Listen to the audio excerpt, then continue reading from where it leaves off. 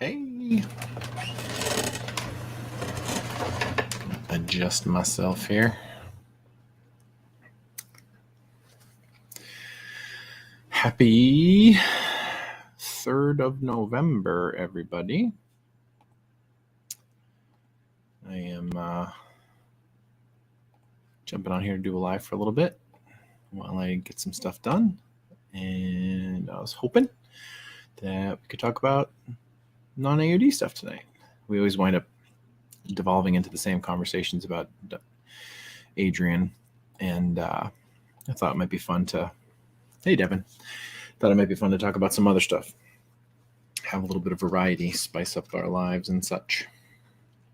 And I thought it might be fun to read a little excerpt from the third Diggory book that's only been on my Patreon so far, so I think I'll probably just read the first entry so people can get the jump, so it's not too much of a spoiler. But we'll hey Tina, it's so funny both of you were in Austin. Tina and Devin, it's good to see you guys still following me after having met me. I didn't scare you away with my verbose personality. I'll give it to like 10 after 9. See if anybody jumps in. I don't want to start reading and have people jump in too soon and ruin the surprise and stuff. I was going to do, I've been trying to sell off my magic card collection, but my hair's doing some crazy stuff today. I realized that I need to get this guy fixed up. So, ta-da! Anthony over at DMW Comics had these made originally to give away for the Kickstarter, but they were expensive and nobody wound up buying them. So he wound up bringing them to the signings down in Austin, and then he mailed one to me after the fact, and he broke in transit, and I wound up putting them back together. He's resin, so I fixed him with resin, and now that I put them back together, I see that there's some paint stuff that could be fixed up. So I'm going to fix this fella up tonight. So I got all my paints out. I'm going to see if I can give him a little bit smoother coat on some stuff that's a little rough, trim up some of the edges, and see what I can do about making him prettier. I'm going to bring him to the signing that I'm doing at Double Midnight Comics on next Saturday. On next Saturday in Manchester, which is, it's a color match, which will be for Bad Wabbit. Sign those because I got a whole stack of them over here from Anthony that are signed by him. So if you come, I'll sign them, and then you'll have both of our autographs on the same thing. So that's pretty cool. And I want them to look extra pretty, and I got to fix up the stuff that got fixed. I had to fix it with UV resin, which is really strong because it's resin on resin, and it held them all together. But you can see like the patch spots, so I need to kind of fix this fella up. Probably use an airbrush on that. It's like kind of bluish gray. Well. A little while ago, we were in talks with Jack Childress, who hosts the Written Undead and Book Asylum podcast. He was going to jump in and shoot the shit, but he said he's got stuff he really ought to do. So he will not be joining us, but maybe somebody else will. We shall see. So in the meantime, while we're waiting, does anybody got any cool conversations they want to strike up? It's not the right color at all. I got a lot of stuff done this week, so I'm pretty pleased with that. I got a lot of writing projects up in the air right now. I'm working on Diggory 3. I just started outlining AUD 15. And I have some other stuff on the side that is, could probably be doctored. That's kind of coming to fruition. I'm almost done with that thing. And then, like I said, I'm trying to offload a bunch of my magic cards, which I've had for years. Like years, to the Gilmore Girls inspired Diggory. Yep, totally. I heard this is where we talk about AUD. Joe Fogarty, I don't know if you're trying to be funny, but I'll slap the shit out of you. I'm not afraid to go back to jail. Tonight we're talking about all things not AUD. Smart ass. When will Diggory be out? Wow. Well, that's a good question. My hope is that I'm almost done. I probably have maybe 2 more weeks of writing, I'm guessing, if I don't have a bunch of interruptions. And if that's the case, then I can go into editing. Editing usually takes 2 to 3 weeks. Joe Hempel, the narrator for Diggory, doesn't have an opening in his schedule until January.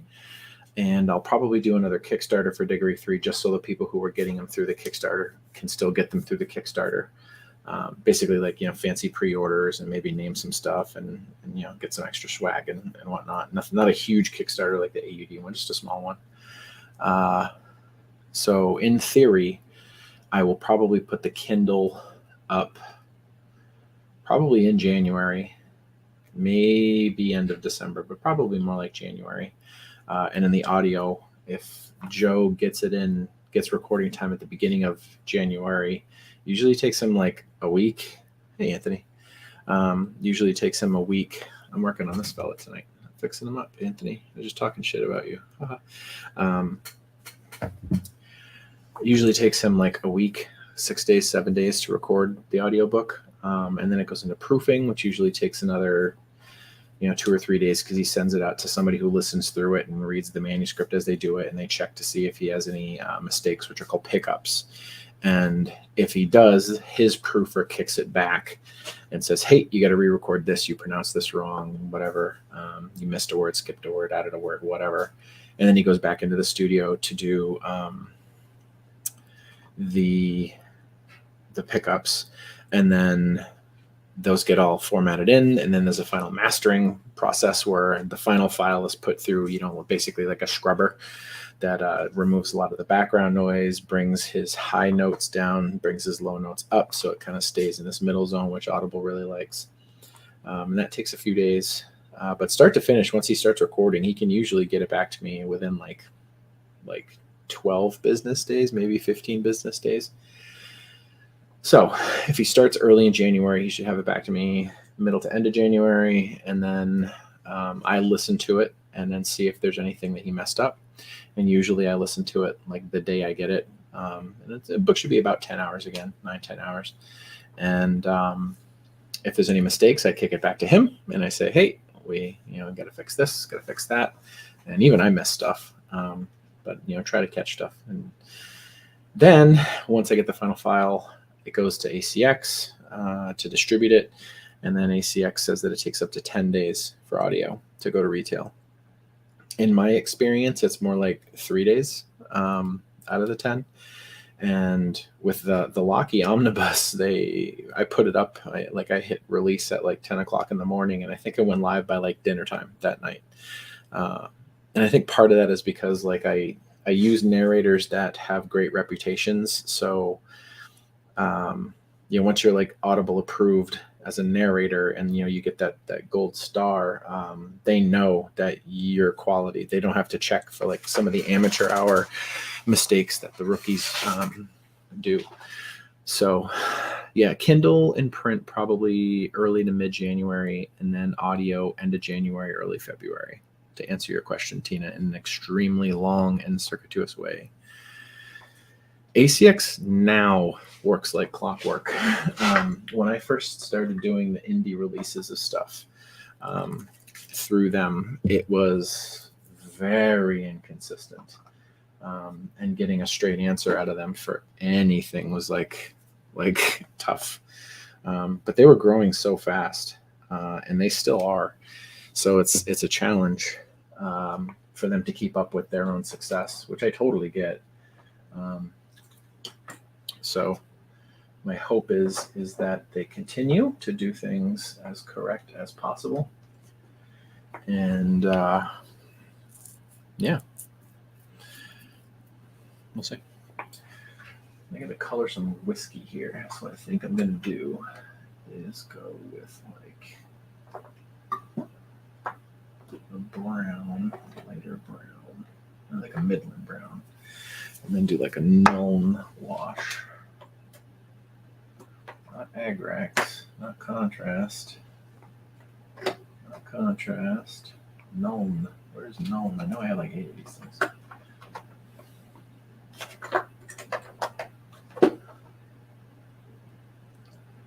Not contrast. Where did it go?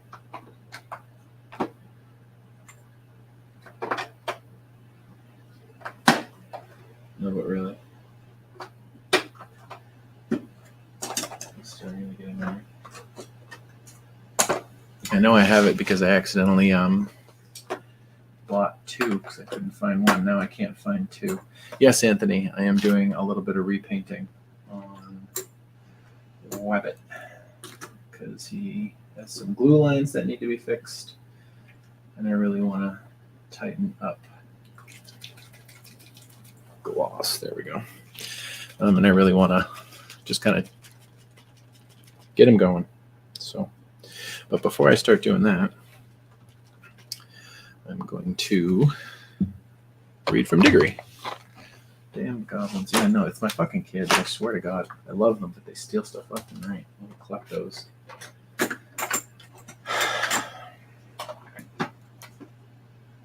Yeah.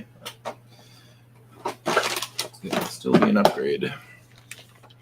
All right, so before I start doing that, I am going to read the first chapter of Diggory for everybody. So, to set the stage before I start reading it, if you haven't read The Darkness of Diggory Finch, it starts off with Book 1, The Awakening, and it's about Diggory, who lives in New England and has been kind of adrift in his whole life. He's like kind of disconnected from his parents. He's like in his early 30s. It takes place like a year or 2 from now. I'm kind of vague, but it's like a little bit ahead. And he finds out through his dad that his grandma died, who he was kind of estranged from as well. And she left him everything. And he's like, I didn't know grandma had a whole lot to leave. And he winds up going back to the town where grandma lives, which is a town called Twin Falls. It's actually 2 towns in the Twin Falls region, and nobody calls them really by their individual towns. They just call it Twin Falls. And he goes back there and he finds out that Grandma Beatrice has a house on an island in the middle of a river that's in the middle of the 2 towns, right on the state line between Vermont and New Hampshire. And he moves in to this like huge Victorian, and there's an old warehouse on the island that used to be a factory, like 100 years ago, but the building's not in use. And pretty quickly, he finds out that everyone in the town's pretty creepy because they're being incredibly kind to him and going out of their way to make sure that he's taken care of. And they're like watching him suspiciously. And he realizes very quickly that his family has drawn the attention of everybody in this town, and not necessarily in a good way. And it's a cosmic horror story, which is, Lovecraftian. So there's like weird monsters and strange cults and stuff. And in the first book, we get Diggory's eyes opened to the nightmare in Twin Falls, and he has to kind of combat some things that come in when he realizes that he has he might have like magical powers, and he accidentally like lets something in, and then the rest of the book is him dealing with the fallout of that and dealing with these 12 families that live in town that have been kind of controlling the Finch family for a long time. And in the second book, he is kind of like trying to figure out the families. He's trying to establish himself in this house and on this island. And at the very end of book 1, he inadvertently, when he takes care of the first thing, he inadvertently lets a second thing in. And the second book is about the second thing and what it does to him in the town. And it's a shit show, but he winds up solving it. And the third book, which is the one that I'm working on that I'm going to read from now, is called The Legacy. And it focuses on the legacy of his family and the legacy of this town and everything that he's uncovering and all these secrets about himself and his family and like what his future looks like. And there's a strife building amongst these, cultish families in town that it's growing. Events in book 2 cause them to kind of like pit themselves at each other in ways that they haven't had to really deal with before. And now that they're pissed off at each other, they're starting to like kind of take action. And, for Diggory, that can be good because it's like, the enemy of my enemy is my friend, sort of. But it's also bad because these are like profoundly not good groups. And when they start, arguing, let's say, it gets pretty messy in town.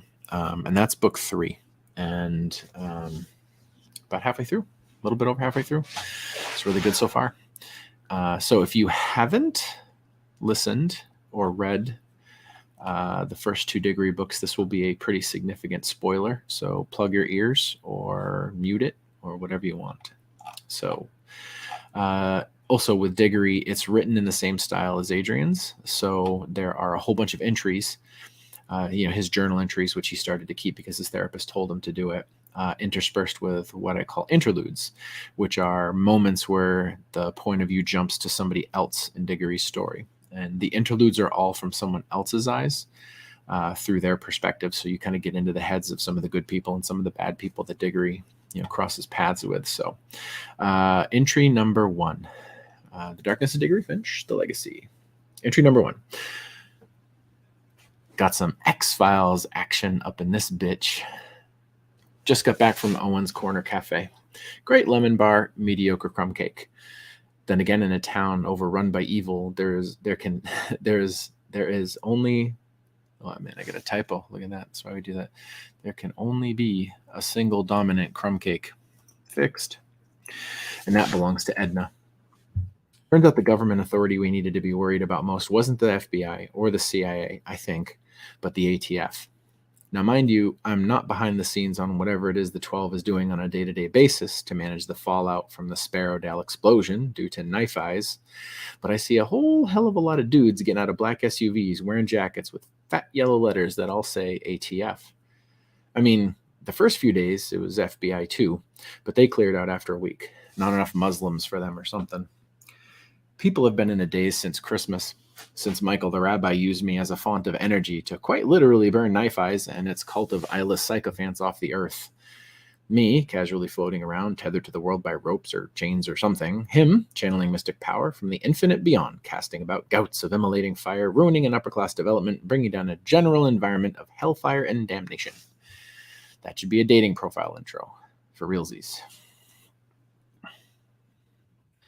Not mine, of course. I'm currently in a complicated relationship with Alicia. Why complicated? Well, for starters, I'm complicated. You've probably already read or heard about all my family drama, which compounds into my own personal drama and lack of ability to commit, coupled with raging ADHD and mild depression and probably a mood disorder. But my psychiatrist is a member of an evil cult trying to control my family, which really doesn't help. And my family is somehow at the heart of a 12-family-strong cult that controls the towns I live at the center of. And I'm reasonably certain that my physical existence is essentially a hole in the fabric of space-time that leads to a realm made of evil power. That's my dating profile bio. And, by the way, Alicia herself has some drama with a set of parents that have been keeping her in the dark about some kinds of magical power they have.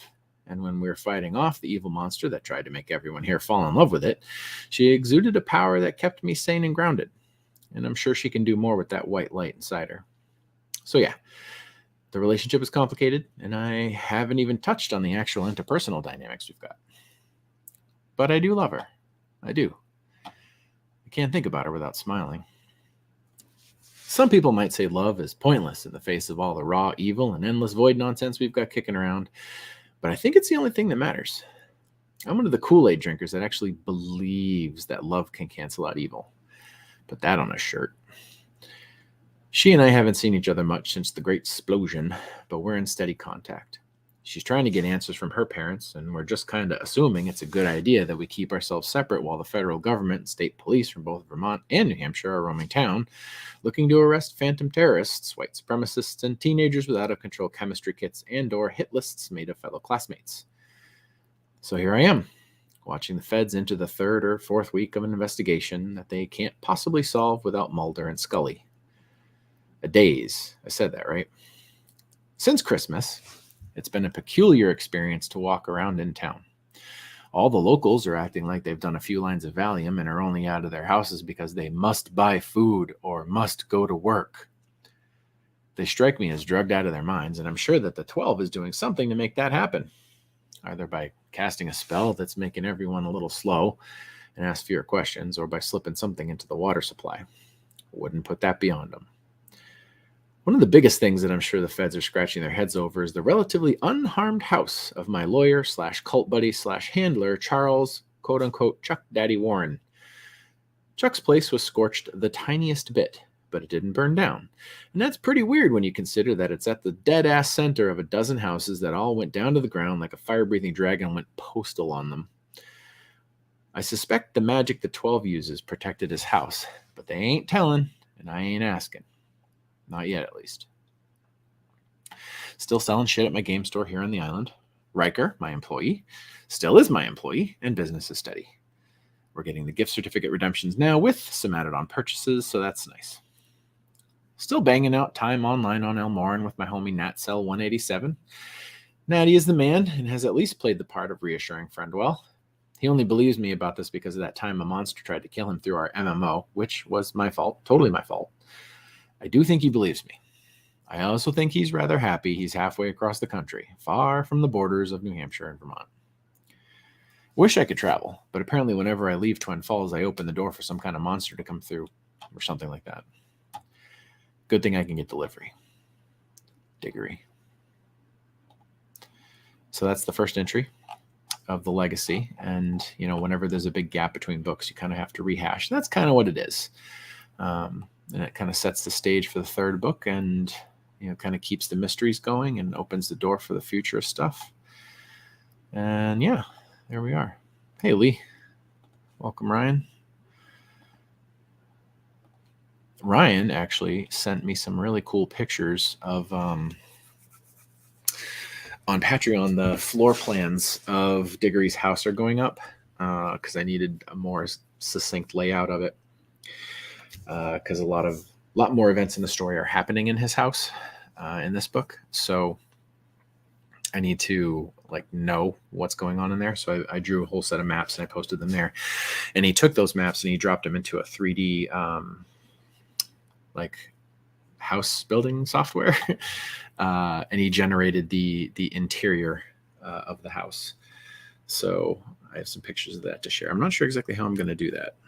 And before I do, I'm going to start painting this fella. So, hey, Joe. There's the actual guy that's going to narrate it. He just jumped into the chat. So yeah, you can just skip that part. I already read it for you. Not but I did it.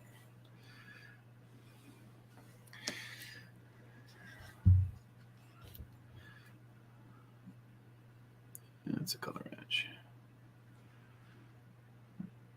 So anyway, I think I mentioned that I came up with the idea for Diggory because I wanted to have a small scale, small town horror story where you could the character of the town became crucial to the story, and that's kind of where the idea began.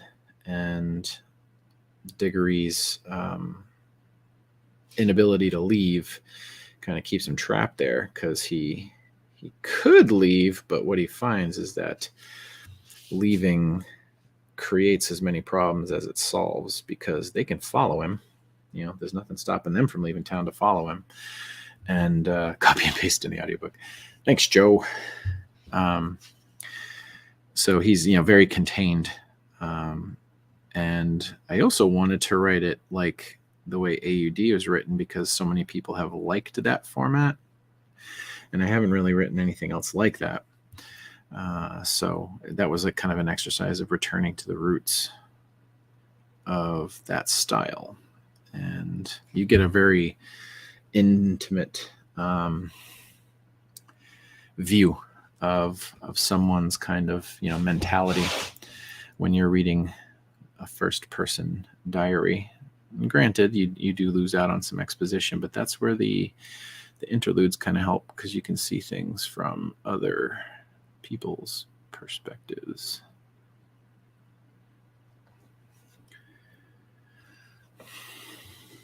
So has anybody read or listened to it, or not read or listened to it, or anything else that's not AUD? I know some of the names that I've seen in the group have done Elmoran, which is like one of my most favorite things I've ever written, which nobody read or listened to, which is a shame, because I love it.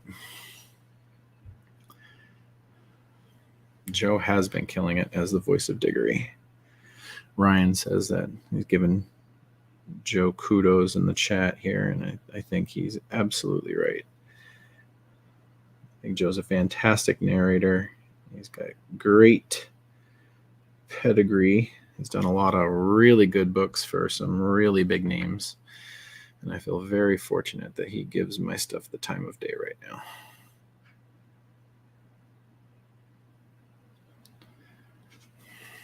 So yeah. And I think, like, I knew before I even started writing it,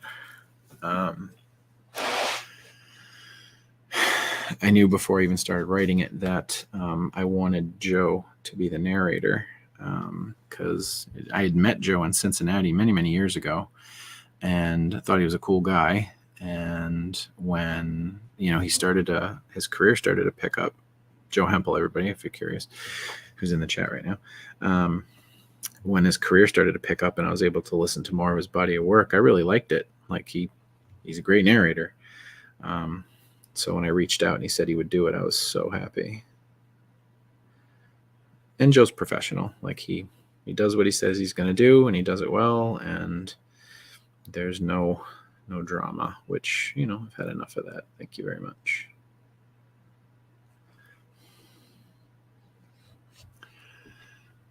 Team Slack. Yeah, no, I'll get your shit together. Finish the book.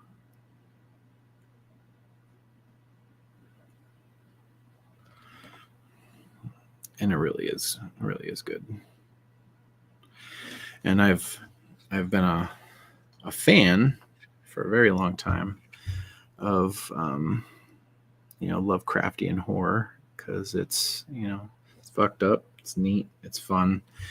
You can do a lot with it in terms of the monsters and like the evils, and there's just a ton of room to play. And knowing that I wanted to write something in that style gave me that freedom. Kylie, just received the first 2 books. Yay! Probably start reading it. Please let me know if you liked it, and please leave a review. That series desperately needs to pick up more reviews. It's steady. It's over 100 on each book, which is pretty good. But it would be good to get more. It got featured as the deal of the day several months ago, which was a really big deal. And it had pretty good sales. That it sold a couple thousand on that day, which is really good. And the follow through on that, when people buy the book 1, the percentage of them go on after they read it or listen to it, and they read book 2, and now they're waiting for book 3. So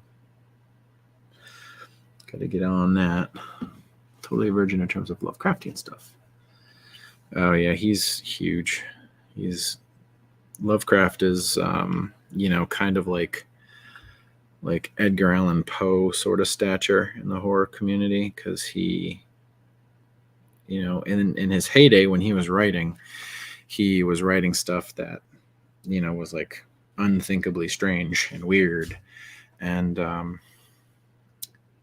now it's just like it's seminal. Like, so many kinds of horror are rooted in the stuff that he wrote, or the stuff that he inspired people to write. Because it was like, I forget the exact number, but there was a handful of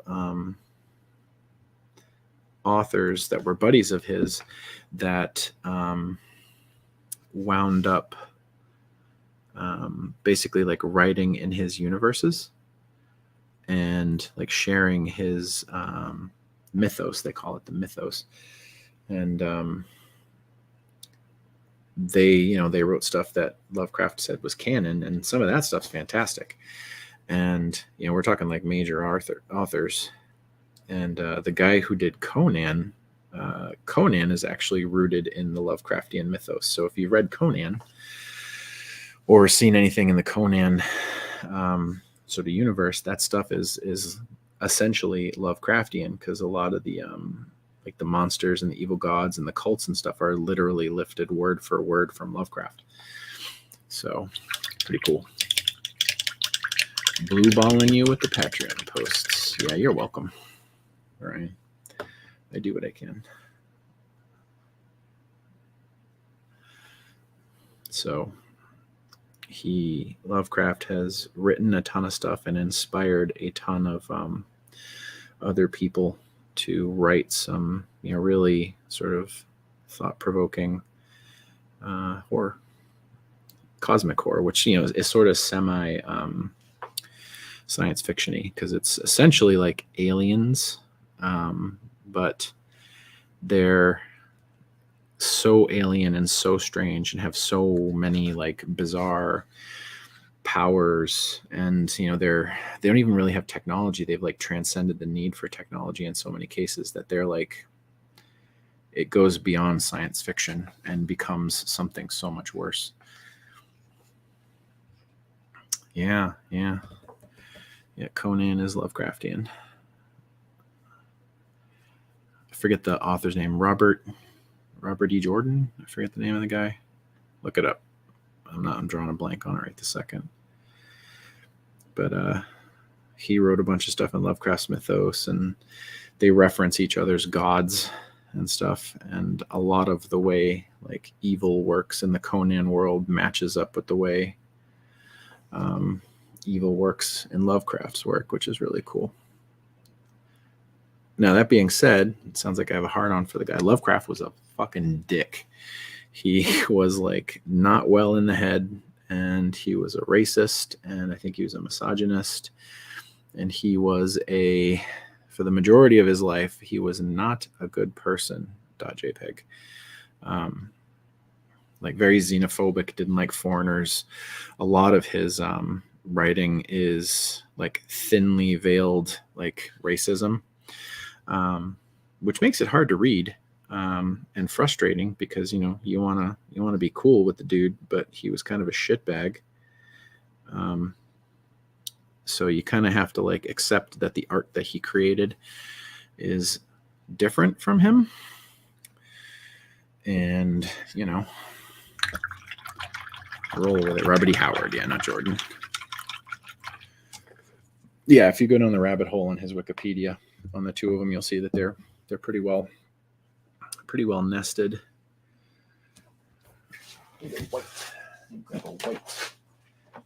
But I always wanted to write Lovecraftian stuff because it's just like fun and it's cool, and Diggory kind of gave me the opportunity to do that. So, and when I started Elmoran is distinctly not Lovecraftian, even though it's like fantasy horror, which is kind of what cosmic horror is, really.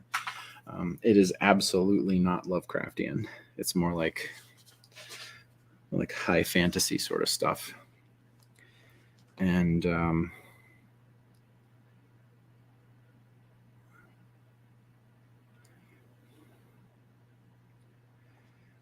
I didn't get my trying to write Lovecraftian stuff. I didn't get that itch scratched writing that. The third book of the Reemergence, which is Fjalrath, that is Lovecraftian because the monster in that is like very much inspired from Lovecraft stuff, and the ending of it is absolutely cosmic horror, which was fun. But again, that's more of an urban fantasy story that, you know, isn't necessarily Lovecraftian. You want me to return to Elmoran? Yeah, I would love to. It would be so cool. Unfortunately, I just don't know how I'd be able to do it. It didn't do enough, and it needs a relaunch.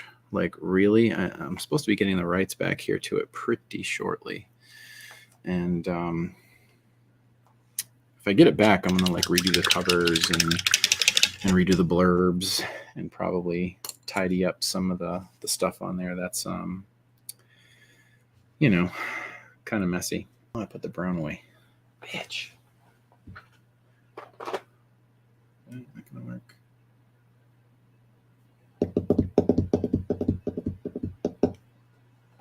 Is it blended too much? Try it. And like they say, it's aliens, right? Let's go too much gray in it. Too close to that. Red.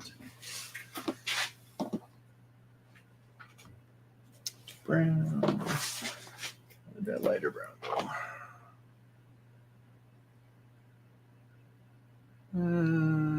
That might work. I mean, if you returned without following the twins, yeah. You know, the issue is though, is it's like you want to build off the existing storyline in some fashion, so you get carry on from anybody reading the original series. Not that there's anybody really reading the original series. So it would have to be at least tertiarily linked, which is cool. That's fine.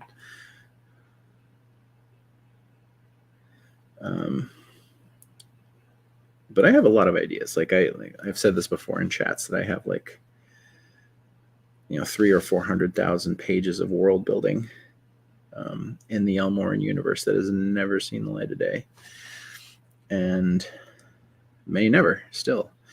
And I was working on a role-playing game for it, which is how the idea got originated. And there's a lot of content.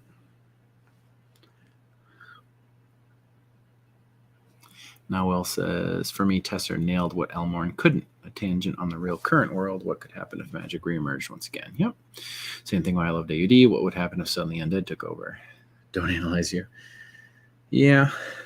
There's something to be said about stories that are just set in modern day, because they're easier to write in many ways, because you don't have to do any world building per se. You just,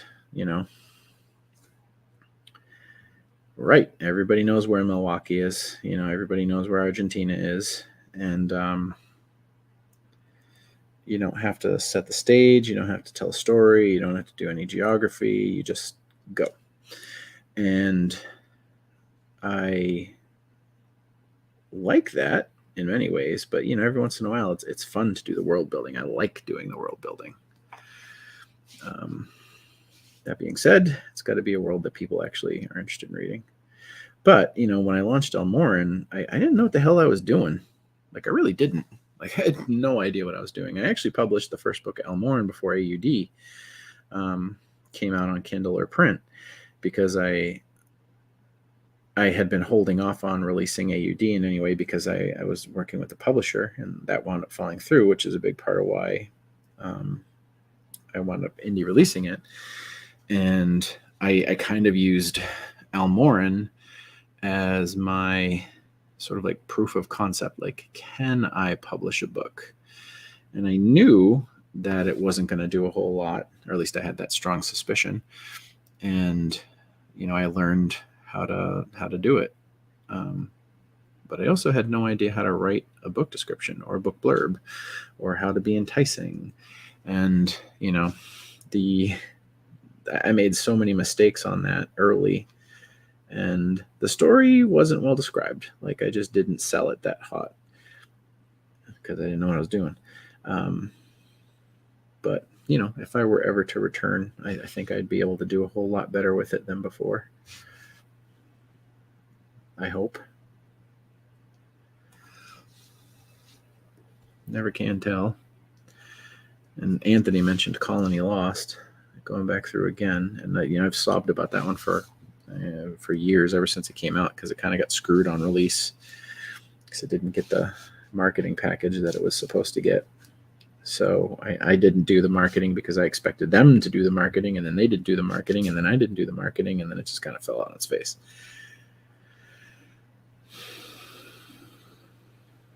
So frustrating. That being said, Colony Lost is an awesome science fiction book. I really like it.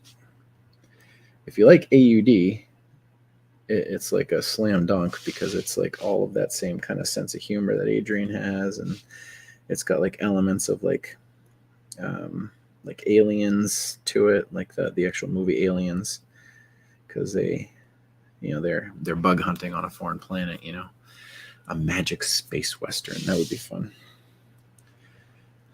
Another Firefly 2.0. Part of what kills me about, when you're writing, they all the pundits are like, write what people like, write stuff that's easily compared to existing things. And like, why do I want to write stuff that's already been written? Like, why do I want to put out my version of something? But the thing is people search for that kind of stuff. Like, someone out there right now is looking for books like Firefly, right? So might as well write a book that's like Firefly and hope that they find you.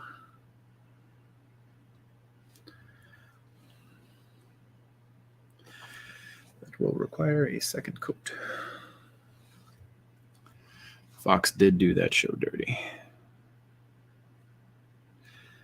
That's a story that kills me every time I read like how it got fucked over, like bad time slot. They aired the episodes out of order, like just fucked everything up. Like, they aired I think the train heist first, which is like, I think chronologically like the third or fourth episode, and they aired that one first for some reason because they thought it was more exciting and that people would like it. But you're like literally dropped into the middle of the story with no explanation who the fuck anybody is or how they got there, right? Every April Fool's, Ryan, somebody talks about Firefly getting rebooted, but I'm under the impression that it is not, because I think technically Disney owns it now, and they already have Star Wars, so I'm not sure they want to put out a competitor to their cash cow. Not that Disney's making a whole lot of money right now. They're tanking hard. What did I just play for?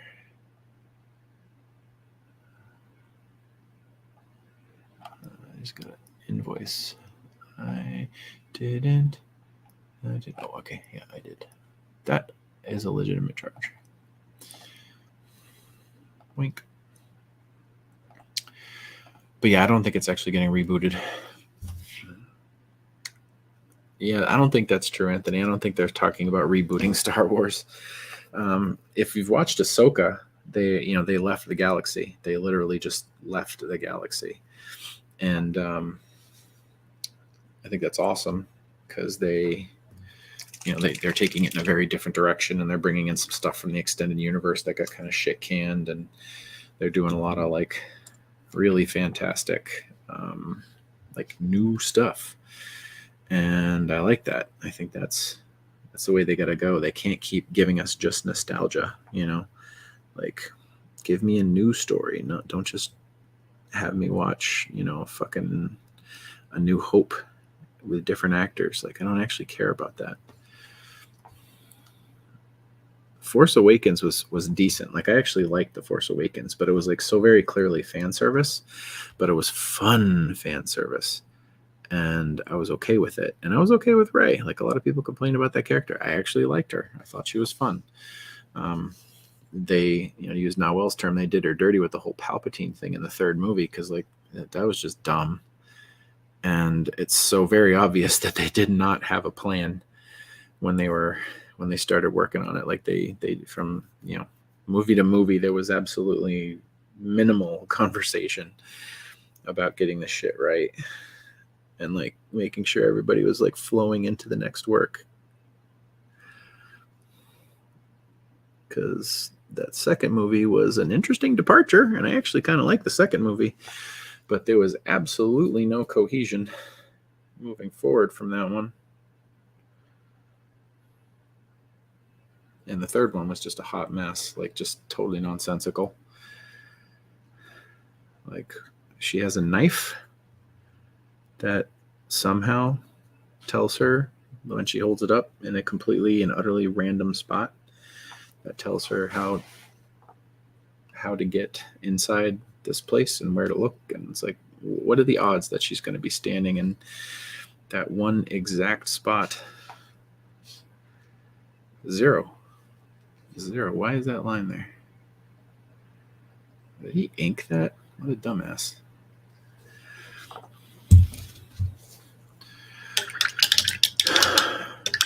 Rogue One was fantastic. With the director changes, I don't know if it was the director changes. I think it was the writing. Like directors can work together. Like in the first, the original trilogy, the middle one was not directed by George Lucas, and it's like the best one. Empire is fantastic, but when the writing isn't coherent, it doesn't matter how good the director is, right? Because you're just like writing a script or you're directing a script that doesn't make sense. So not a lot you can do about that. Cross your fingers, hope and pray. What am I sipping on? I have coffee because I drink coffee straight up until bedtime to self-medicate my ADHD.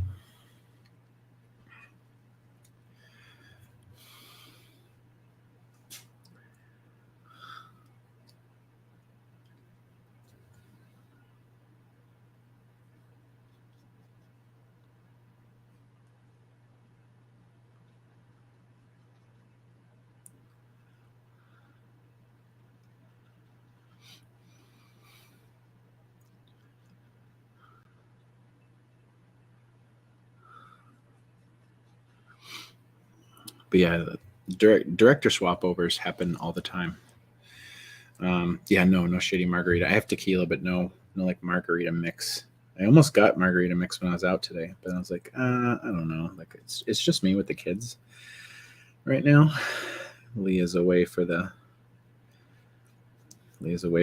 weekend, and I just have this like concern that something's going to happen and I'm going to be like 2 cocktails in and I won't be able to drive or whatever. So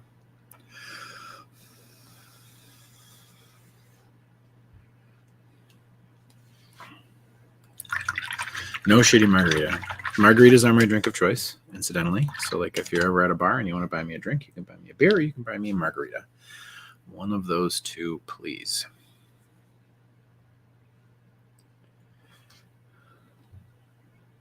Da, da, da.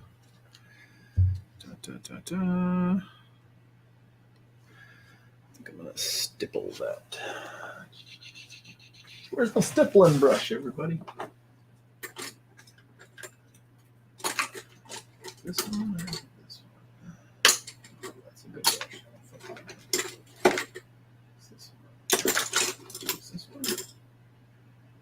Got this guy. Have a shot of sweet wine, please. Please have a shot of sweet wine on my behalf. We have wine too. I don't know. I'm just not feeling it.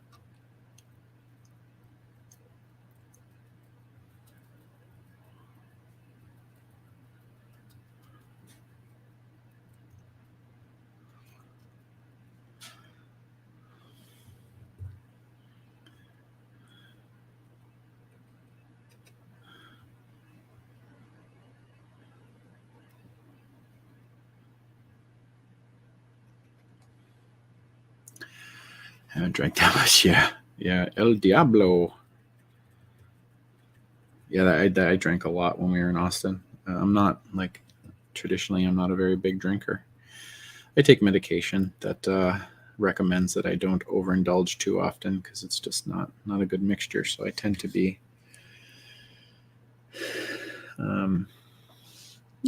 pretty moderate with my regular consumption. And when I was down in Texas, I drank a lot, man. The margarita you gave me was in like a fucking pitcher. And then I don't even know how many beers we had when we went out to Shooters. Lord, a lot. 8, 10. Daughter painted my nails this week. Yep. Blue. She did. Juniper. They're pretty good for her. We spent more time with her suggesting what color she wanted to do than the time it actually took her to paint them, which was cute. She wanted to do like every color under the sun. Couldn't decide which one. And finally I was like, that blue's nice. And she was like, all right, Dad. So here we are.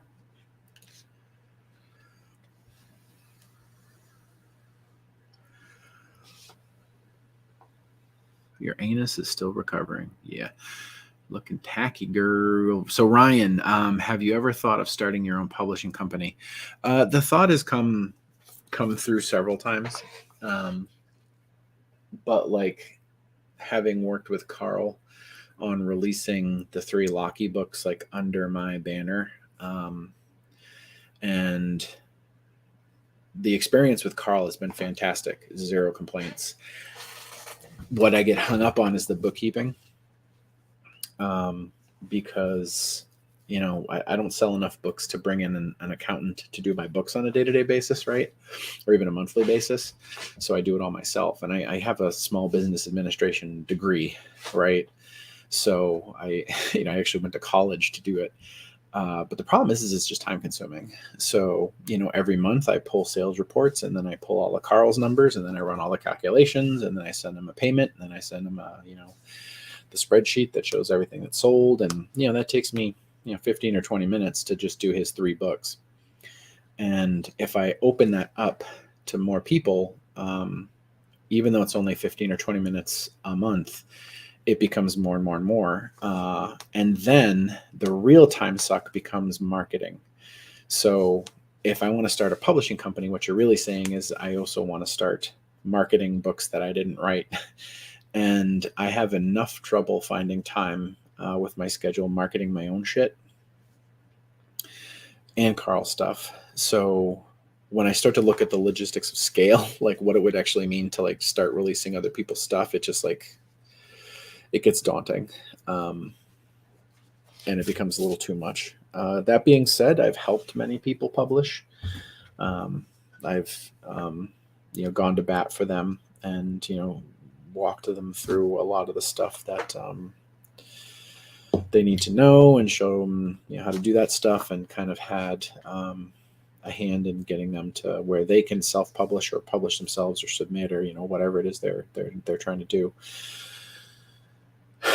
And even that's, I like helping. I love helping.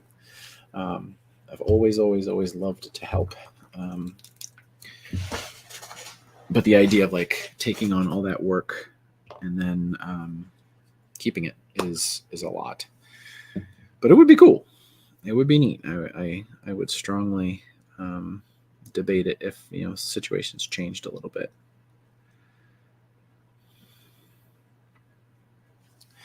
You are welcome for the help, Anthony. You are welcome. I enjoy helping as much as my time allows it.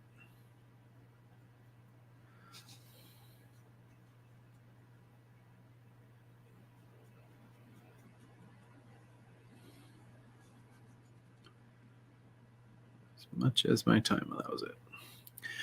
At any given time, I'm usually helping 2 or 3 people with something. Somebody just released a book and doesn't know how to do XYZ or whatever, and or they're like, where do I go to get editing? And I kind of give them a tip, hey, talk to this person, talk to that person, whatever.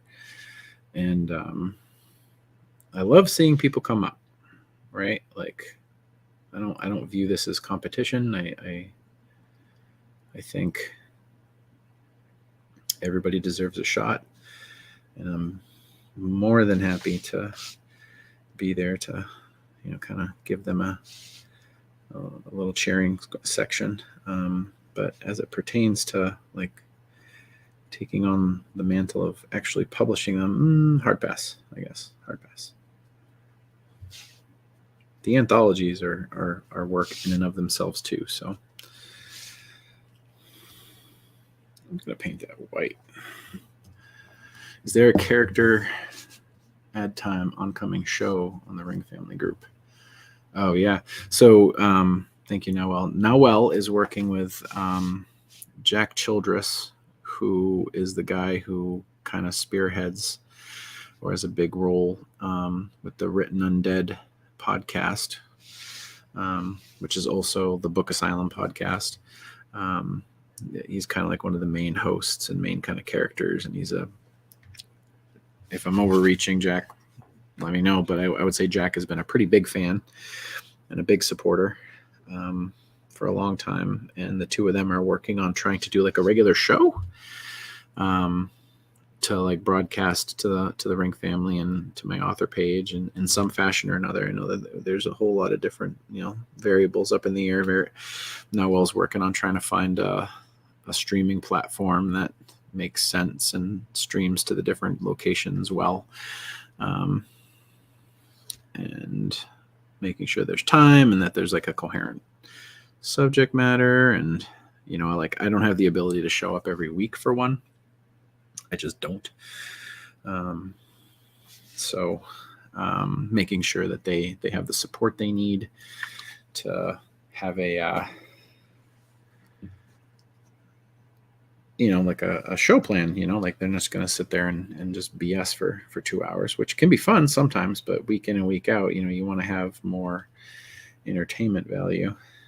But they're doing a great job. I know Noel's trying to deal with his country imploding, so his time has been hijacked by chaos and apocalyptic economies and such. Ryan, you have a good question there. Ryan says, is there a character you are excited for that you are working on? There's a character in the Diggory books right now that had a role in book 2. And it was like a kind of like a walk-on role, like kind of introducing him to kind of set the stage to, kind of illustrate that the families of the 12 are, they don't really get along that much. They actually have quite a bit of trouble between the two of them. And it's Father Belinsky, who has a very minor role, but he has a much more major role in this book. And he's been a lot of fun to work on because he's not a particularly good guy. And it's been kind of cool to have them be, have them get a bigger sort of slice of the pie. That would be good gold, wouldn't it?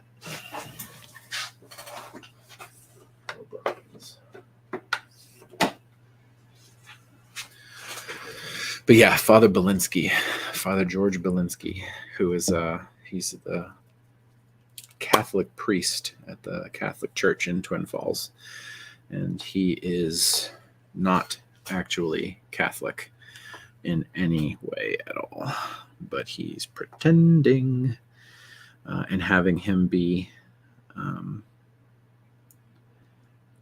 in the book more has been a lot of fun to write. I'm starting to get excited to return to AUD. I had a phone call earlier today with Chris Fagan, the actual real Chris Fagan, who's a friend and a big fan and supporter. And he, the last 2 Kickstarters I did, he bought the custom story And his first custom story turned into Tactical Septic Tank, which showed up in Diggory 14, AUD 14. And, everybody loved that story. And he has, he bought the second story, and he wants it to actually appear in the book instead of just for himself. And he and I talked about that story, and it was really fun because he's got like really wackadoo ideas. And then like when we sit down and like hash out like the logistics of how it could happen, it gets really fun because it's like, well, how the hell can I do that? How can I fit that in? And like when you look at a story like Tactical Septic Tank, it was like, I think he was like, all right, I want to capture a tank with my brother. And I'm like, an AUD? Like, what? How the hell is that going to happen? And then, we get on a phone for an hour, and it's like, oh, okay, you know what? What if I did this? And we start to, BS about all the different possibilities and stuff. And then it's like, all right, well, then I can do that, and then I can do that, and then I can do that, and then I can do that. And the next thing you know, Tactical Septic Tanks happens. And I think it's pretty universally the most liked side fiction in the last book because it's funny. It's got like Golden Palace vibes with the camaraderie between the brothers. And it's also like it's a that day-esque kind of story, which people really like. They want to see the chaos. So a lot of fun. But I am excited. Chris, no AUD tonight. Also, Chris, yeah, here we are. I just can't help myself. One of these days, somebody's going to buy a story on the Kickstarter, and they're going to ask for something that's not AUD to be written, which will be awesome. And they also have I have the thing I want to write next, like my next new series. I've got that like in my head, and the idea is still like pretty potent. So I have a pretty good notion that I'm going to try and write it. And part of me is like, well, should I do it as a comic book? It would be a pretty cool comic book, wouldn't it?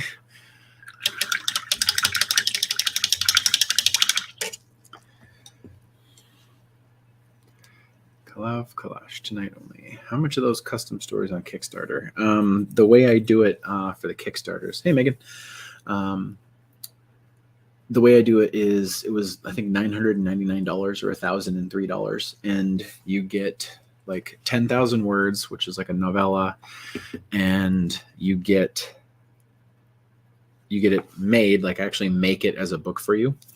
And I commission custom art. I write a whole back blurb. The book is dedicated to you, and you get 5 copies, just 5. And that's it. They'll never be printed again in that way. So Chris at home has 5 copies of Tactical Septic Tank as its own release with its own cover that only he has. And it's never been released anywhere else. The art has not appeared anywhere. I don't even think I've promoted it. He put a picture of it on Facebook when it first came out on his profile, which was really fun. But for the most part, you get 5 copies of custom book written just for you. So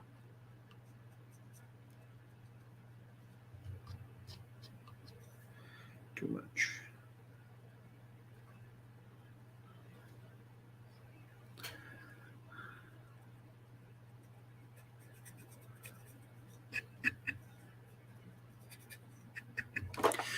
And yeah, next birthday present. Yeah, the way I did it with the AUD hardcover one, as I said, up to 3 people could get it, and all 3 would just be bundled into an anthology. So you would all get to share like one book, but then only Chris bought it, so only Chris is going to get it. So kudos to him. Thank you for your support, Mr. Chris. He's coming to the signing this Saturday, by the way. He lives down in Connecticut, and He's going to drive up from Connecticut to Manchester, which is a couple hours drive. That's a base. I'm on a base. I'll come back to fire. Black ink. There's my black ink. Black ink there.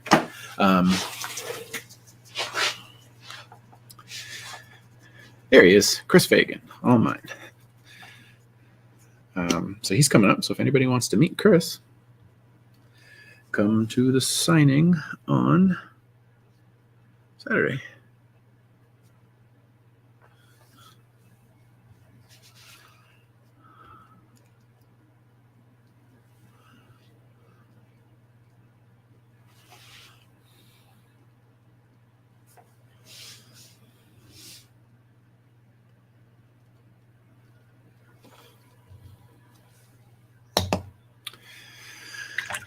You know, you wish you were back east, Megan. Yeah, me too. I wish you were back east too.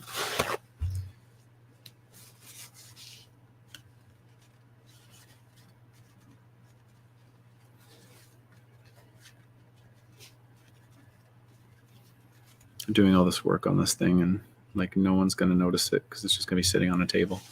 But I'll know, everybody. I'll know.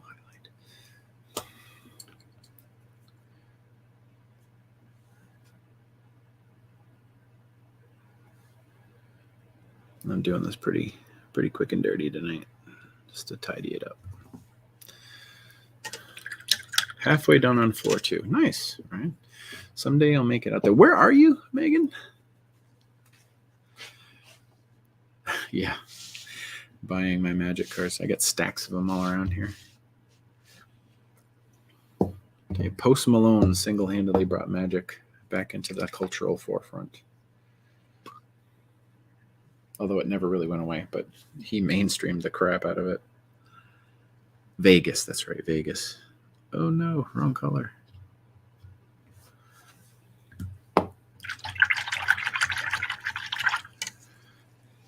I am very glad to be getting rid of my collection, though. It takes up too much space. I don't play. I never will play. And I just need to accept that selling it's good for me and good for the family. That being said, it's sad to see the cards go. But it's nice when they land with people who are going to use them.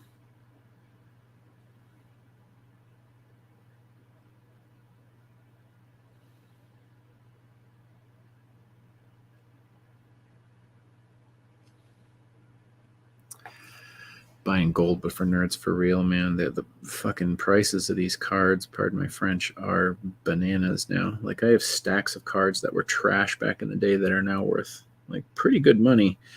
Not because they're good, but just because they're old and so many people are trying to collect, the old stuff and you just can't get it. Like trash, unplayable cards from 10, 15 years ago that I just kept in a box in good shape because, I'm a pack rat like that. And now it's like, oh, wow, these are all worth $5 a piece and I have 30 of them. Doesn't mean anybody's going to buy it, but, that's what they're booking for. And, we're trying to buy a house, so sure would be nice to have a little bit more money to put down. Maybe buy a point down on the interest rate if and when we can buy anything. It's so expensive up here.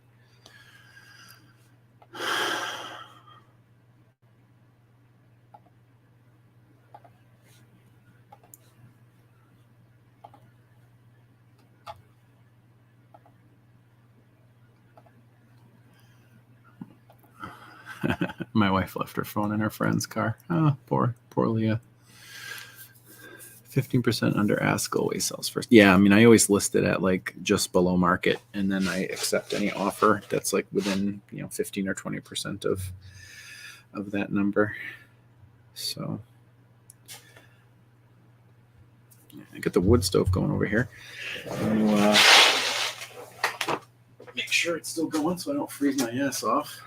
Everybody stare at my backdrop.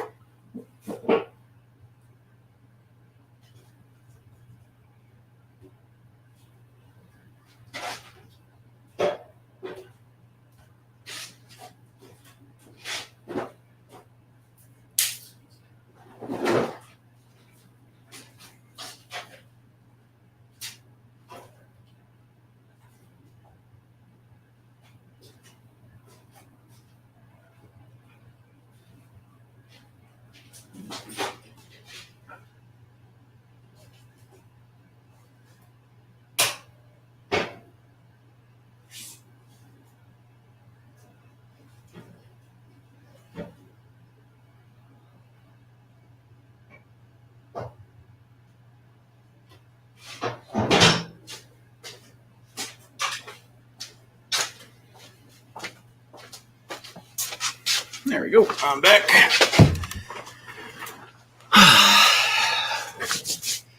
Thank you for your patience. Trivia time. In which year was AUD released in print? I know the answer to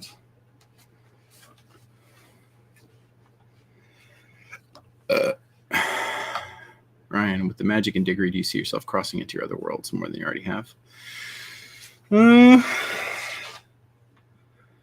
Not really. I don't think I have. I don't think there's been much crossover. But there's lots of potential there. I'm so hesitant to have like my worlds entwine too much, because then I feel like it's just a cash grab, you know, like just being honest, because it's like if they're not connected and it's not meaningful to connect them, why connect them? Other than to like get people, you know, to cross over, which may or may not be, you know, a good idea. For example, my buddy Mark Tufo has, you know, basically entwined all of his books. Like he's got 30, 40 books out now, and they're all related. And he started out with that, but like every spin-off he does is just the same main characters in a different setting. And it's great because people love his main characters. And like people know exactly what they're getting into when they sign up for it. But like I can't get my brain to write like that. Beaver housing market where I live has started a downturn. Yeah, well, it started to come down here a couple weeks ago. We noticed houses were starting to get price cuts, and they were lasting on the market for weeks instead of days. And now the price cuts are starting to be like pretty substantial. You know, before it was like $2,000 and $3,000 on a $300,000 or $400,000 house, which is nothing. And now we're seeing like $20,000 and $50,000.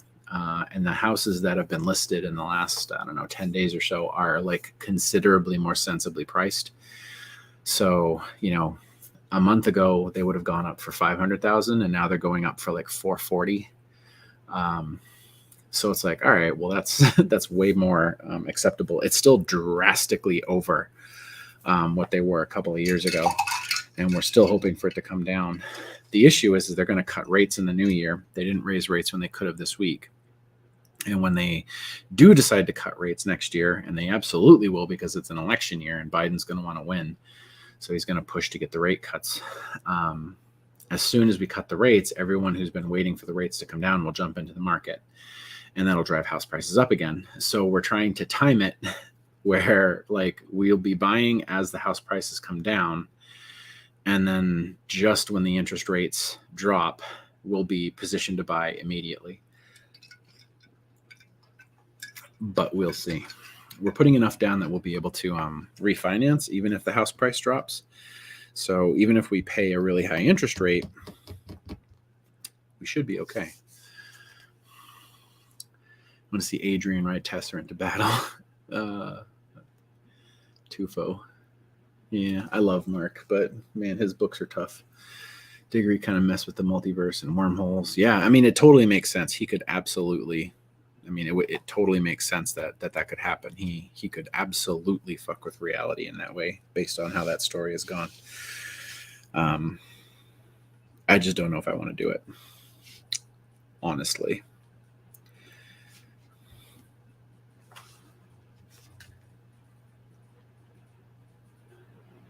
So we shall see. Wabbit needs better eyes. Here's my fine tip. Please don't. And, you know, Mark and I teamed up to do The Bleed, which was a lot of fun to write together. Mark and I are good buddies. He doesn't live that far from me. He lives up in Maine. And we've, you know, hung out on many occasions. We did at least one con together.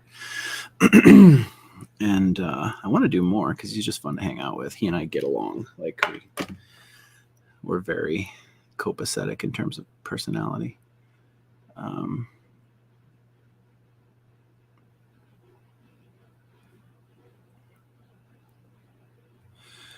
eventually, maybe we'll write something again.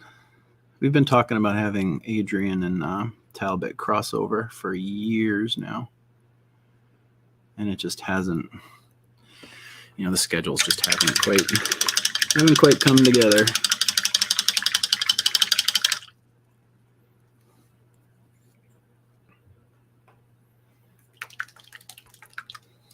So one day, maybe, get on a plane and come back there. We could make it happen. I could absolutely drag him out. Tracy's such a sweetheart too, and she likes me and likes my wife. So if I was like, hey Tracy, we got to get Mark out of the house, I bet she'd do it. They've had so much car trouble lately.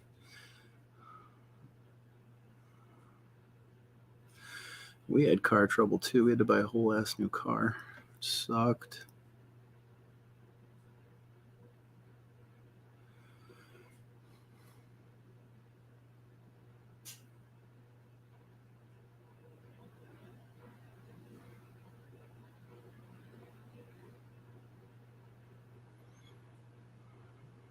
Cars are so expensive. It's like houses. It's crazy. Like crazy.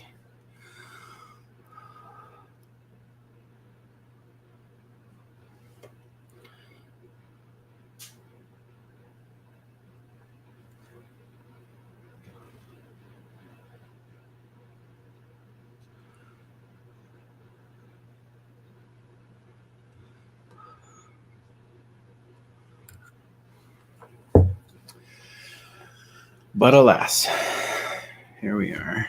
No way. Something always breaking. And if you had FMK, you three main characters, what do you... Fuck, marry, kill your three main... Which three main characters? Because technically I have many main characters. Narrow it down for me, Sparky. Where in the shit did that come from? No, I got white paint on my dude.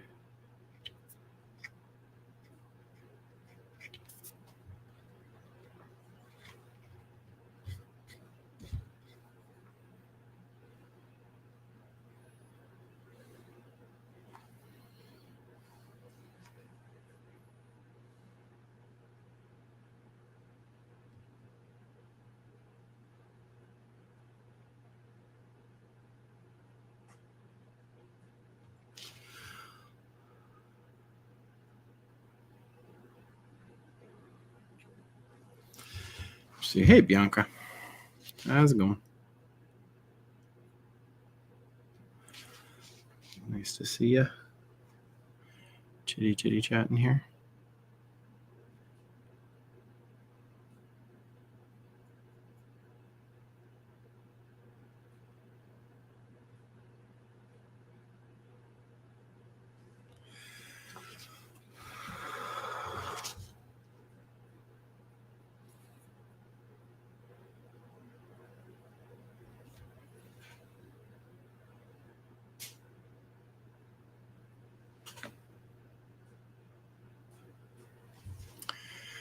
Take a horse too, but the husband is a killjoy. Fucking husbands, man. Adrian Tesser Diggory. Fuck, marry, kill. Kill Diggory. Fuck Tesser, marry Adrian.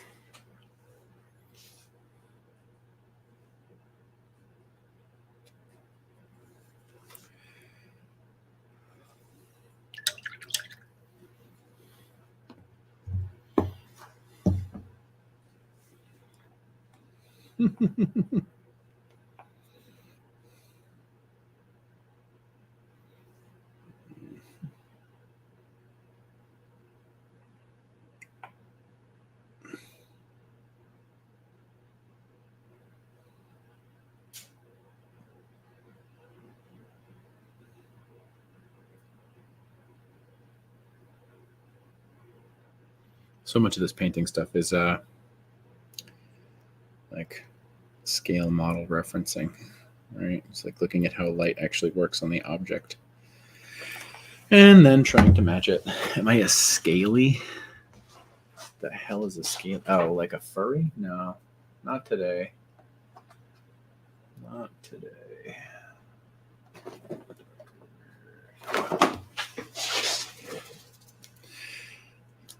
But I mean, like, if you're gonna bang one of those three, like, it seems like it would be pretty cool to bang the dragon, right? Like, am I right? I feel like that would be.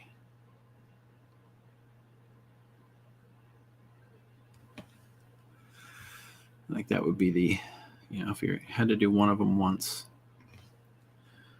that would be the choice.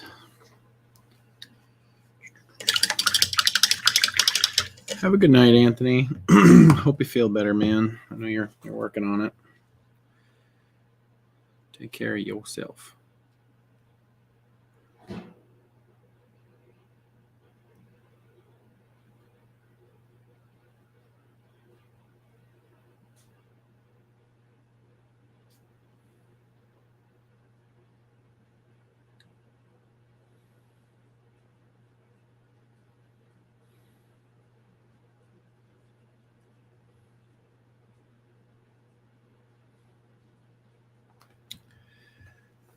Go see that up a little bit.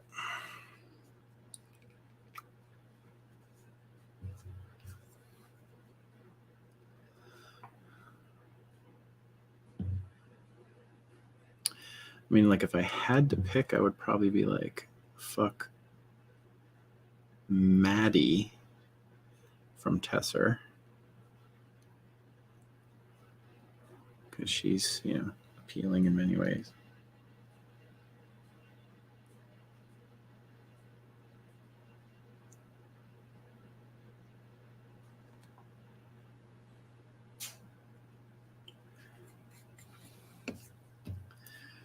Or like Michelle or Cassie.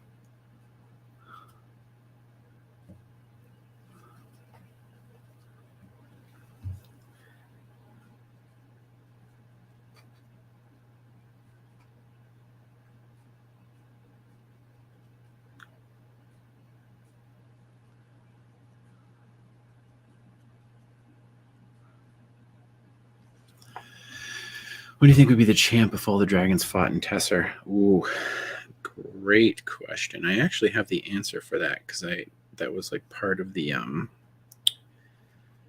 like the evolution of that story, like that they would eventually potentially like fight each other. And the answer is Garamos. Garamos would mop them up. That being said, they cannot kill each other. Try as they might. They do not have the ability to kill each other. That ability is reserved for a single dragon. There's only one dragon that can kill another dragon. And that is Ambrin. Ambrin can kill them. But in terms of like raw power, Garamos is by far and away the most powerful. He's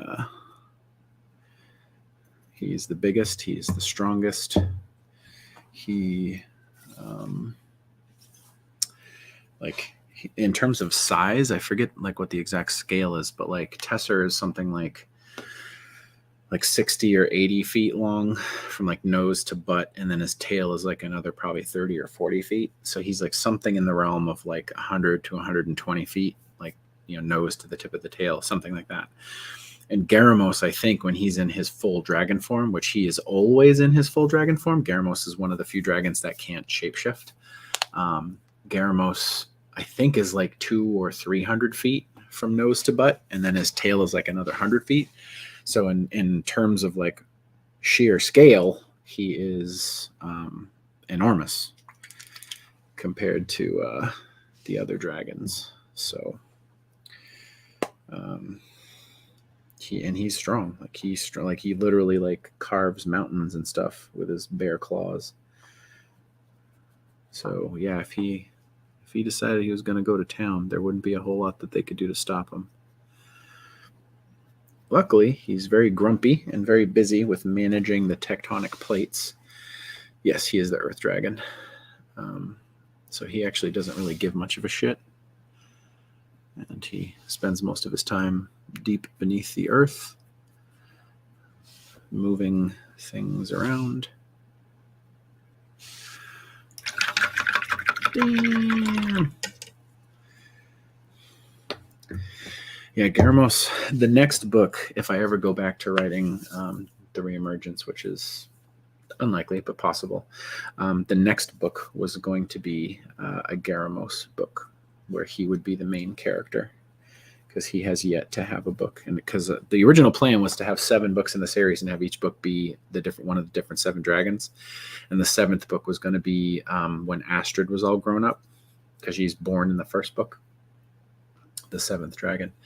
And each book would take place after a couple of years would transpire. So when the 7th book rolled around, she would be like 14 or 15. But I got to the 4th book and was like, I think I got to bring it back to Tesser, because like I've been away from him too long, and the feedback I was getting is that hey, like Tesser was the coolest dragon. Like, can we go back to him? So like, all right, yeah, you're right, and they were selling pretty good at the time, so it was like, all right, then, that's cool. I don't need to do 7. If people want to buy more, I'll write more. And then I also didn't have an idea for a Garamos book. Like I was like just drawing a blank on it. And then at some point I had the idea hit me, and I was like, ooh, that would be fun. So I have an idea for the book, and it would be super duper fun to write, but I just don't know if I can come back to it. We shall see. That's cool. Half dragon.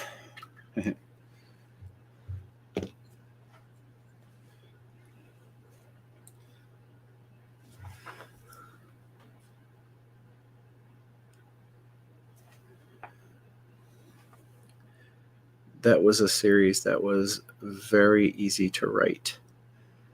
Like when I was doing it, like those books are just like stupidly fun to write, because you're like literally just like making up crazy stuff and just going, ape with all the different possibilities of like magic in the real world and stuff, and playing around with all different kinds of like what if scenarios.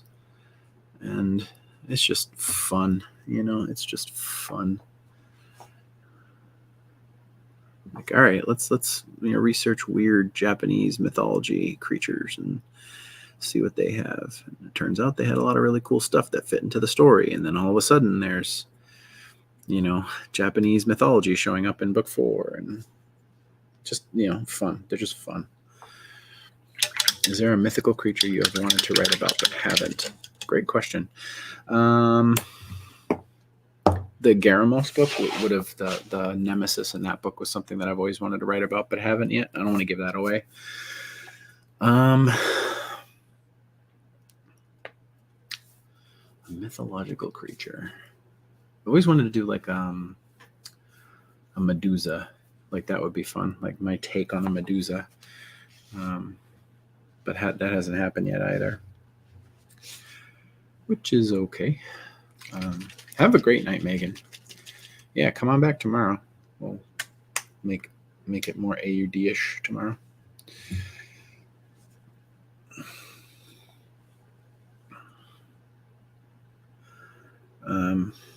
Yeah, Medusa might be really fun. Having done so much gaming and having had the opportunity to run a lot of monsters as a DM, the urge to write about them is not as strong as I would imagine it would have been, because like I've already kind of had the opportunity to do that, vicariously as a dungeon master or a game master. but it's like the plot lines are what really intrigues me. Like, not so much like how would I use that monster per se, but more of a like how do I get a story with that monster in it, right? Like that's the stuff that that is like really super fun to imagine.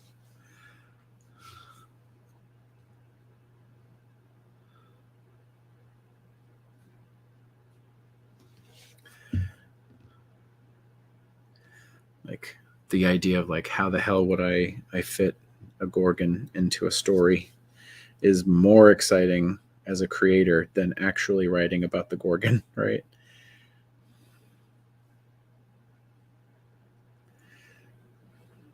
Like the idea for the phone. This is a cool story. I don't know if I ever said this. The idea for the phone came from a neighbor of mine.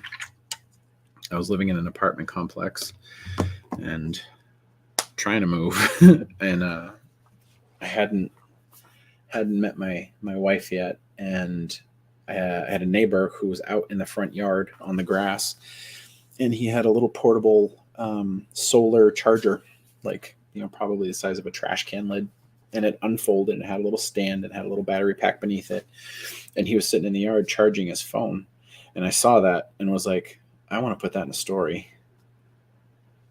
So how do I do that? And then I just like, because he was charging his phone, I was like, yeah, like somebody who couldn't charge a phone could charge a phone, and they might be the only person with a phone. And the next thing you know, I had the entire Dry Earth trilogy mapped out in a couple of weeks and was writing it. And my original take on it was to write it as a horror, like, you know, like a post-apocalyptic horror. And my wife was like, why don't you try and do some YA? Like, you should try, because every time we go to a convention, one of the most common questions I get is, like, do you have anything that's good for kids? And the answer pretty universally is, no, I don't. So I was like, yeah, I'll write it as YA. It'll be fun. He said he pulled off Knife Eyes amazingly well. Thank you. Knife Eyes was a passion. I wanted that guy to be creepy as shit. Somebody that's knowledgeable in electronics can pull that out pretty easily. Yep. Survivalist with a tech edge. Yeah, I like, you know, a lot of the stuff that's around right now is like survival porn, where there's like this need to have their main characters be like omnipotent and like extremely well prepared in terms of skills and equipment. So it's like survival porn, you know? And I like just I don't like writing that kind of stuff, because it's just not as easy, you know? It's not as challenging, because it's like if the dude knows how to do everything and his wife is a nurse, and you know they've got, you know, 3 years worth of supplies in their basement, and like that's just not compelling for me. No, not lewd, although it's out there. And I just don't like. And I think there are a lot of preppers out there that are like, I'm going to write about me because I have 3 years of food in the basement. And that's great. And if they like writing it, more power to them. But when I write a survival story, I want to make the point of surviving a challenge, right? Not like they're ready to survive and then like stuff happens to them. I want the point of survival to be a challenge, which is a big part of why Adrian didn't have anything at the beginning of his story, and why in the Dry Earth, Yasmin's whole thing is she's a scavenger, right? Like she goes out and she picks. They call it a picker in her story, and she picks over the ruins looking for things that might be usable that she can trade when she goes back into towns. And like I like the idea that the whole act of survival is tough, you know. And she has a couple of little tidbits of technology. Like she has a phone that works, and she's able to use that phone to do things. You know, it's a flashlight. It plays music. She has entertainment. She has pictures of her parents that she can see. And that one little piece of technology gives her a huge edge relative to other people. And it's still really hard. So, you know, I like characters who don't have every advantage. which is directly in opposition to the Reemergence series, because the main characters being dragons, they have like every advantage. So like, how do I take their advantages away, right? Which is why like Tesser couldn't speak at the beginning of the story. He didn't speak English. He had no idea what people were saying, and he was a fish out of water. Like he hadn't been to a modern city ever. So like you take away some of those advantages and give them a real struggle, right? Like my buddy Alan, I was talking to him when I was conceiving Tesser as a story, and I was like, I really want to do it, but I have no idea, like, what am I going to throw at a dragon, right? Like, what kind of threat, could I possibly put in front of him? And he's like, well, what do they do for Superman, right? And it's like, well, what did they do for Superman? Like, well, they gave him Lois Lane, right? And you want to go with Superman, you go with the people he cares about. And you destroy the things that he wants to protect. They can't kill Tesser. They can't kill him. He's for all intents and purposes immortal. So they can destroy everything around him, and that causes him to act, and that is his compelling, motivation. Prefer your heroes to wing it and stumble around. Yeah, exactly. Having faults makes it relatable. Totally. I love fucked up characters. If you ever played D&D with me, my characters are fucked. Like, I love playing a messed up character, and I like writing books with people who are flawed and messed up and are struggling and are, relatable and real,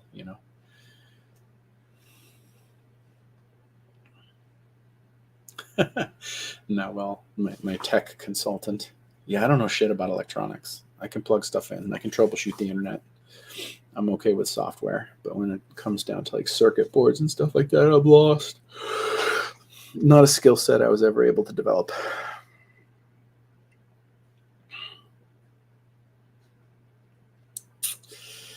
That is still too dark. Still too light. What am I going to do about that?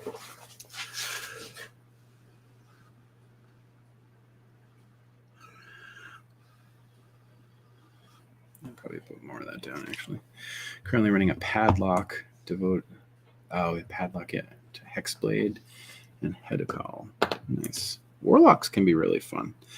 They can also feel very limited in many ways.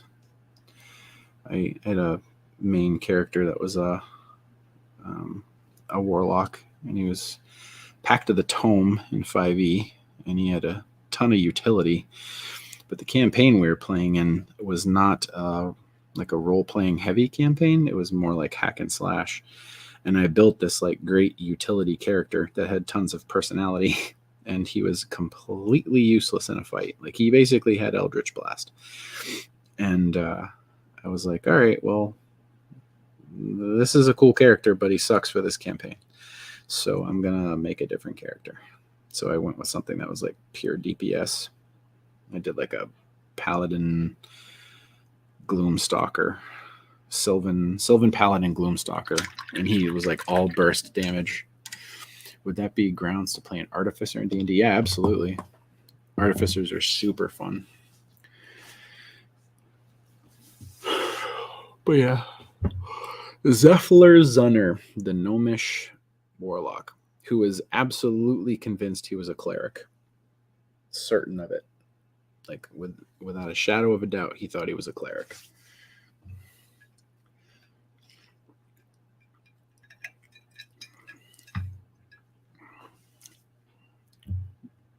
Poor misguided fellow. The lewd anime, Konosuba. Yeah, I mean, I think like it's just more fun to have characters that are just flawed, like they're realistic. They're way more realistic. And I think people can connect, when you have a messed up character. Like, a lot of people talk about, they like Diggory because he's very transparent about his mental health. And, this is a guy who struggled with it. And, as you get to read the books, you find out that a lot of his mental health issues is probably because of his family's like cult history. But like the fact that he's like, I take medication for this, I take medication for that. I'm fucked up because of this, I'm fucked up because of that. I think people connect with that, you know, like here's a guy who's just trying to do the best he can. You know, sell insurance when not adventuring. Nice.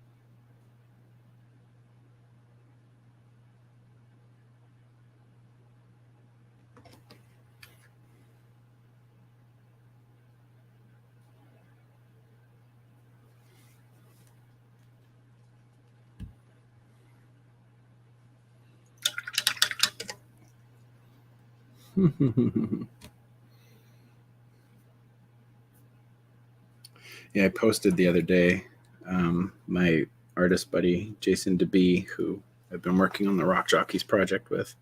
He does a lot of work for the 5e podcasting community.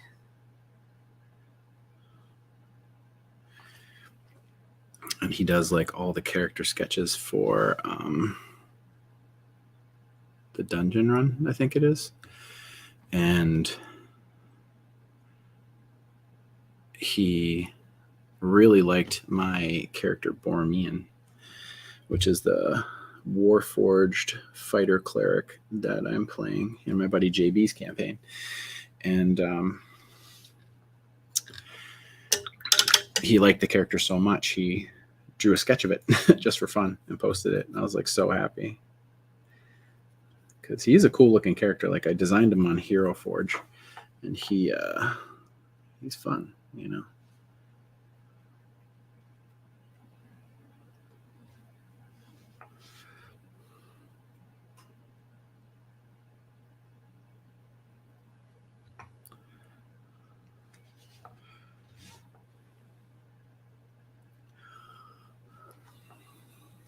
Proof that the wine is starting to get into your head.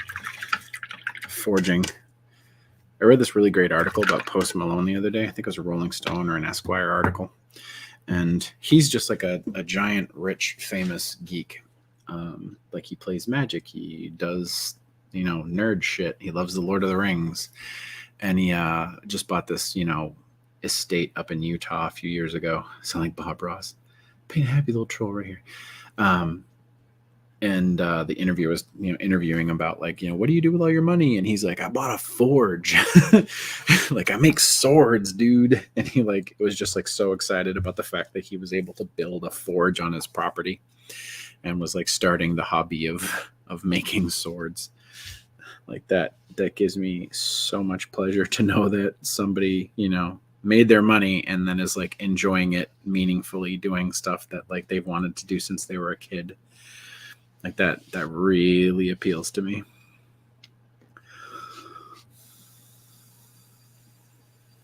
Brisket. Yeah. Next week, promising expansion, eye candy, Alpa's layout. Yeah, like a whole ass forge. The article ended with him saying that he just got a pneumatic hammer, that so he doesn't have to hit it, you know, like it actually just like you step on a pedal and it just goes ka-chung, ka-chung, ka-chung. So yeah, I was just like really excited about that for him.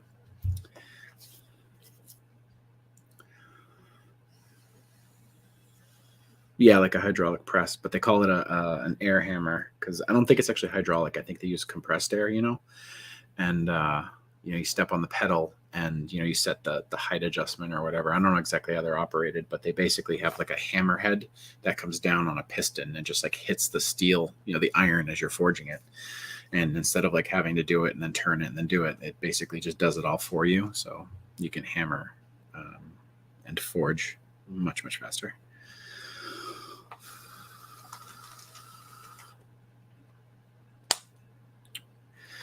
Need something a little bit darker. Agrex. I really want my known oil, everybody. The known oil. Red, green, red. Ryan, I still own Alpha hockey sweaters. You have been pioneering and championing that project for like 3 years now.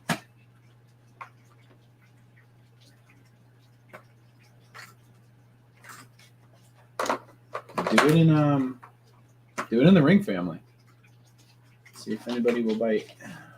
How many did you say got it going on it?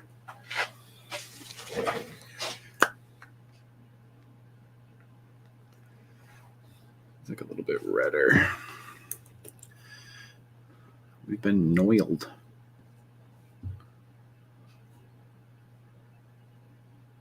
It's more brown.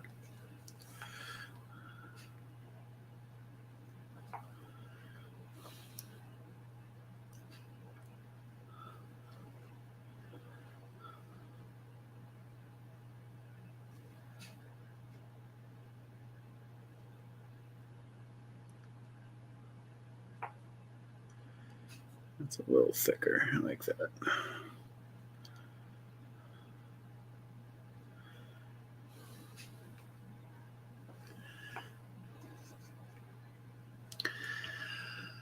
Need a bulk order, yeah. I forget how many it was, like 25 or something like that.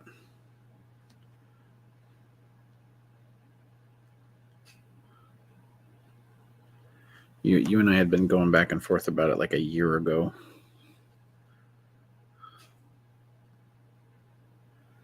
Maybe 2 years ago. It feels like it was a long time ago.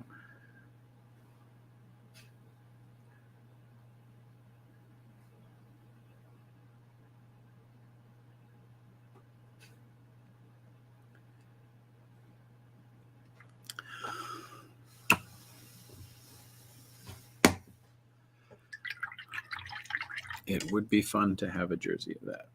This is a good example of merch, right? Like, I feel like I have a large crossover with, like, probably people who play hockey, and I've never tried to do a hockey jersey, but because they're expensive and hard to make, right?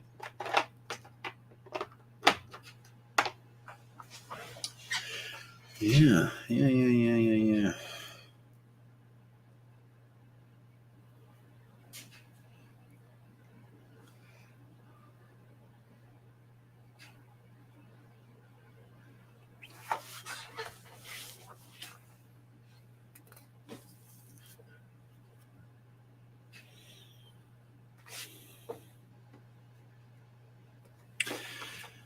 2 years, yeah. Probably. So it's 11. I've been on a couple of hours. I think I'm going to head off. I got to hit the sack. We got to wake up early. Juniper's got a soccer game first thing in the morning, and this thing's got to dry. The fire's just about burnt out. So I'm going to jump back on tomorrow. Same bat time, same bat channel, and hopefully oh, can you see? Yeah, sure. So it won't look that different. I'm basically just like fixing up the mistakes that the original painter had made.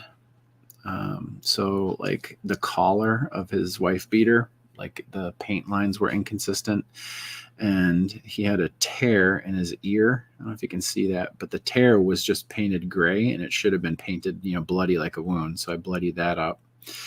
And he didn't highlight the tuft of hair on top, which I highlighted a little bit. And I gave him some bloody knuckles, and I fixed up the cigarette, which was, you have a fire in the basement. We have a wood stove here in the basement. Juniper, messy soccer shirt. Her soccer shirts are all messy. Ha ha ha. And then the part that I'm working on right now is, so he's like knocking over this box of whiskey, and the guy who painted it painted the bottles the same color as the spill, and the spill is actually, kind of lifted in 3D and whatnot. And it was like all one color. And I am in the process of painting it a different color, and I'm putting washes on it to give it a liquid look.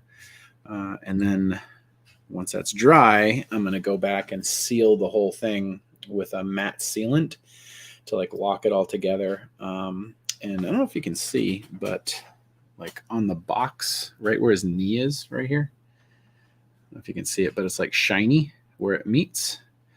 And then in the back over here, where his foot right here, it's a little shiny too. I don't know if you can see. I got that one mostly covered up, but that's where he broke, like kneecap and toes. He broke off the base in shipping, and I had to fix him with UV gloss or UV resin with a UV light. And how did it go? And the resin's shiny, so he has two parts of his body that are like brightly shiny for no good reason. But I have matte sealant that I can hit him with, which will make the gloss matte again, and then lock the whole paint job in. So if he gets like scuffed or scratched, it won't come off. And then I have gloss varnish that I can paint onto the liquid, so the whole model will be matte. Like a normal person's matte, but then the liquid will appear more liquidy. But I got to let the washes that I just did dry. I think got to sink into the recesses and darken it up. And I can already tell I'm probably gonna have to put another coat on, but that's okay. But yeah, thanks for everybody for coming out. We had a really good crowd tonight. We had like about 15 people there a few times, which is good. We cap out lately. It feels like we're capping out at about 10. So hopefully I can do these a little bit more often. It's surprisingly tougher now that the kids are back in school, because during the summer, my wife and I, trade off childcare duties. And when she's got the kids, I'm down here in the basement working. And when she's down here working, I'm upstairs with the kids or out with the kids. And then during the school year, we have the whole house to ourselves all day. So she's just down here working all day because she needs the privacy, right? Which means I'm upstairs working. So I don't have my desk. I don't have any of my stuff. I'm just like working on my laptop, like at the kitchen table, or working on the couch, or, when the weather was nice before it got cold, I was working on the porch on the couch out there. And when she finishes up at like 1:30, 2 o'clock in the afternoon, we got to go get the kids. Right. And then we try to like not work as much as we can after the kids get out of school, because we want to be present for them. But then they don't go to bed till like 8:30, 9 o'clock. And by then, like, I'm just kind of beat. Right. On a day like today, when Leah's gone, and, like I would just be like watching TV, like, oh yeah, I'll come down and do it. It'll be fun. I could do another live. And I'm going to do that tonight. I'm going to do that tomorrow. And like purely selfishly, Facebook has monetized me now. So I get paid for engagement. So for every minute that somebody watches my lives, it, earns me a little bit of money. And every time somebody likes, shares, subscribes, all that bullshit, I get paid. And it's not a lot of money. Like, I think I've gotten 2 payouts, and the average is probably about $25.